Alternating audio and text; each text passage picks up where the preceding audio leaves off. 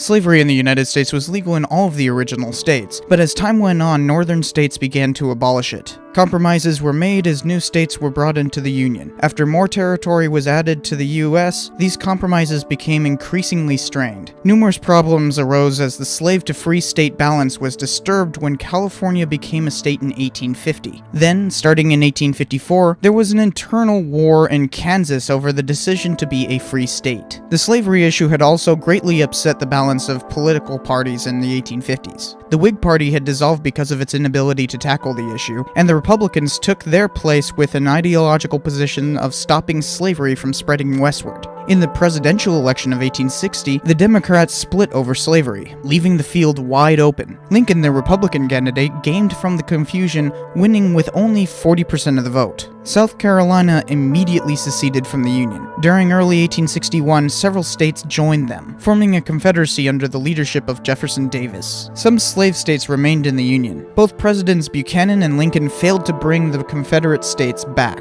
After some previous incidents and Lincoln's refusal to remove Union troops from the Confederacy, in 1861 South Carolinian militiamen attacked Fort Sumter. This was used as the impetus to start sending Union troops to retake the South. The war had officially begun. There's a lot to the beginning of this war, so if you want to learn more, I did a separate video exploring the causation, which you can watch here. A Union blockade was erected around the Confederacy, forcing them to send goods through Mexico. Then the Union sent its first invasion force towards the Confederate capital of Richmond, Virginia in June. These campaigns were stiffly resisted, only making it as far as Bull Run, and the war in the East became one of attrition. Confederate troops were more skillfully utilized by the strategically savvy commanders such as General Robert E. Lee and Stonewall Jackson, while the industrial power of the North kept Union troops and supplies coming. Elsewhere, after Kentucky declared its neutrality, Tennessee invaded it in 1862. In Kansas, Quantrill's raiders harassed Union troops, and the Union managed to conquer the New Mexican territory in March of 1862.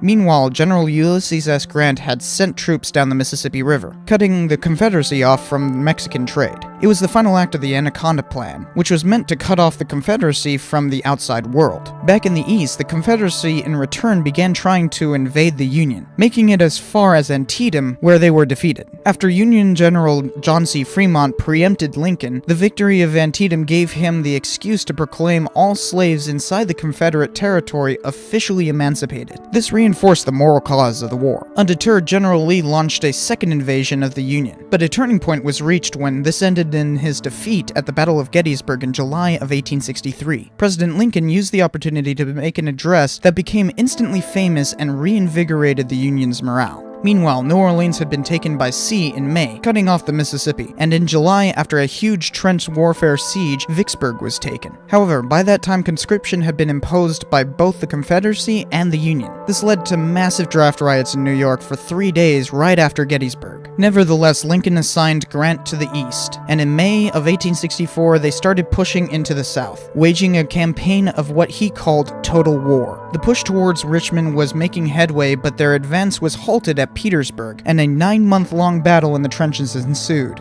After the final Battle of Chattanooga, Tennessee was captured in December of 1863. Union General Sherman seized and burned Atlanta, Georgia in mid-1864. He began a march to the sea across the state that burned crops and destroyed infrastructure, leaving the Confederacy bifurcated and its economy in ruins. The Union passed the 13th Amendment, officially abolishing slavery in the United States in early 1865. A few months later, the Union won a decisive victory at the Battle of Five Forks in April 1865. The next day, Petersburg finished and Richmond was encircled. Once Lee saw they had been surrounded, he surrendered. The war was over and slavery had been abolished in the U.S. New technology like the mini-ball, telegraphs, trains, and cartridge weapons made it the most deadly war in American history, with 700 to 900,000 people killed. However, Lincoln was assassinated within a week of Lee's surrender, and the following decade of Reconstruction tried but failed to bring equality to the newly freed slaves and an end to the violence that was related to the desolation left by the Civil War.